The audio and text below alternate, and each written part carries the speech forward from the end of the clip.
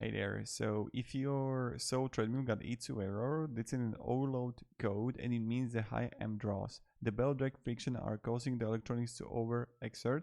Therefore, apply internal tube of silicone lube underneath running belt. So this is the first solution. The second thing, this is something I found on Reddit. So the belt and deck are probably dry from lack of lubrication, which strains and eventually damage the motor controller. The treadmill probably needs a new belt, deck, and motor controller, or just like lube, right? You can follow M-draw test procedure that was like laid out here.